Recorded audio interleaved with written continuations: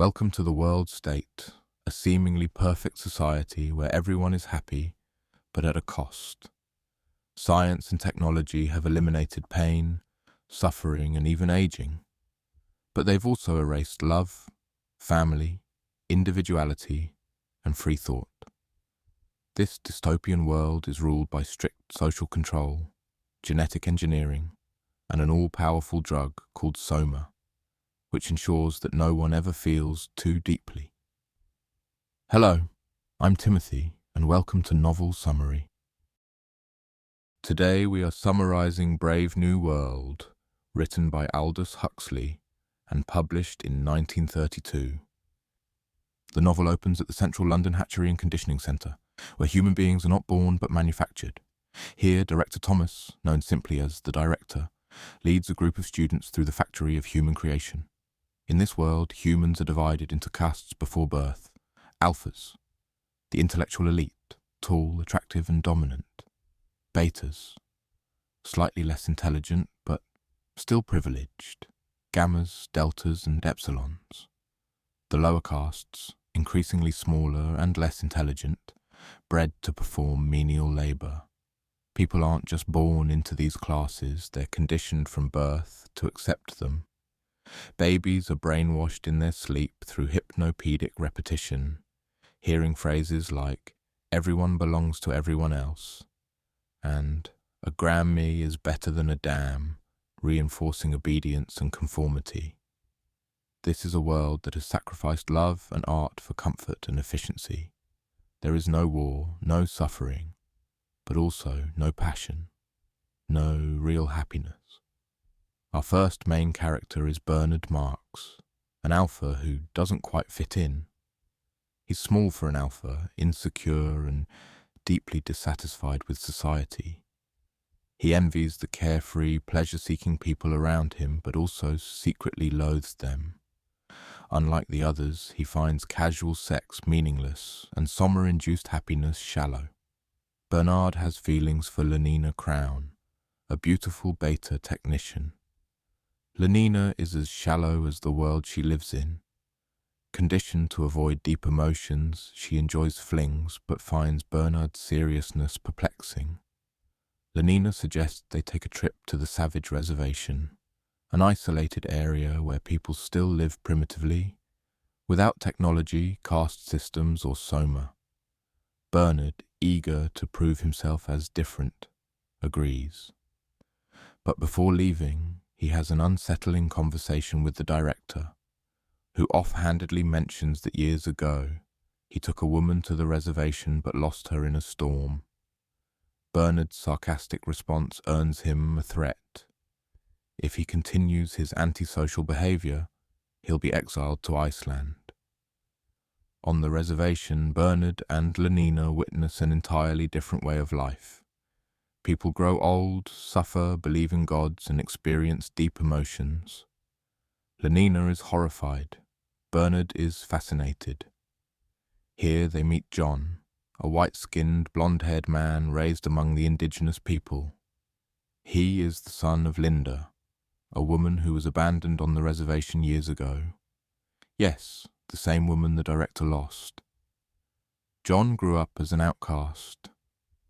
The indigenous people rejected him because of his appearance, and he never fully belonged. His only solace was an old copy of Shakespeare's collected works, which shaped his worldview and gave him a poetic, dramatic way of thinking. John idolizes love, sacrifice, and heroism, concepts alien to the world state. When he learns about Bernard's world, he is ecstatic. He has always dreamed of something greater, something more meaningful. He quotes The Tempest in Wonder, "O brave new world that has such people in it."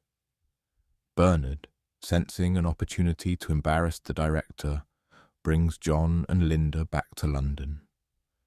Back in London, John is an instant sensation. The Savage is paraded around like a circus attraction. But instead of inspiring people to think, he just entertains them. Meanwhile, Linda, devastated by the years of rejection on the reservation, overdoses on soma, spending her final days in a euphoric, drug-induced haze. Bernard, once a misfit, now basks in John's fame.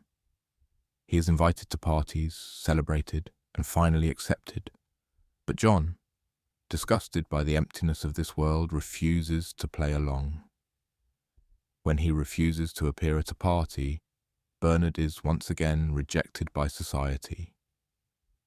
John is drawn to Helmholtz Watson, a writer who, like Bernard, feels trapped by the shallowness of the world.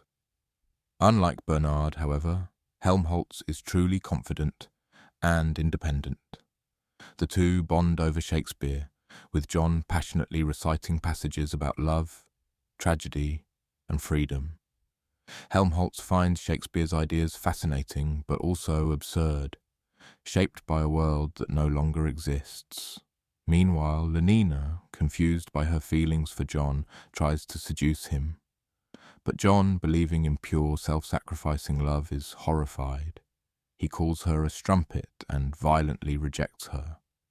John's disillusionment deepens when he visits Linda on her deathbed, surrounded by nurses who treat death as meaningless.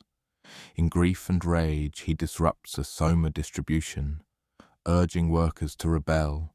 "Don't you see? Can't you see? You're being controlled." His words are met with laughter. When he throws the soma rations away, police intervene, subduing him with soma vapor while playing soothing nursery rhymes. Bernard and Helmholtz rush to help, but are arrested along with John. In a powerful scene, Mustafa Mond, one of the world controllers, confronts John. John argues for suffering, for freedom, for the right to be unhappy. Mond explains why their world is the way it is. Truth, beauty, and religion are sacrificed for stability. Science is suppressed to maintain order. Passion leads to conflict, so it must be eliminated. John demands the right to feel pain. Mond replies, "You're claiming the right to be unhappy." John, defiant, answers, "I claim them all." John retreats from society, living in an abandoned lighthouse, seeking purification through self-flagellation and prayer. But he can't escape the world. Reporters and onlookers turn his suffering into entertainment. Eventually, he succumbs. After a night of soma-fueled ecstasy and regret, he hangs himself. Huxley's Brave New World isn't about a dictatorship or a brutal regime. It's about a society that willingly gives up freedom for comfort. It warns us of the dangers of consumerism, shallow pleasures, and technology's power to control. John's tragedy is that he is too human for this world. He seeks love, pain, and meaning in a place that has erased all of them. The question Huxley leaves us with is chilling. In a world where suffering is eliminated, is life still worth living? What do you think?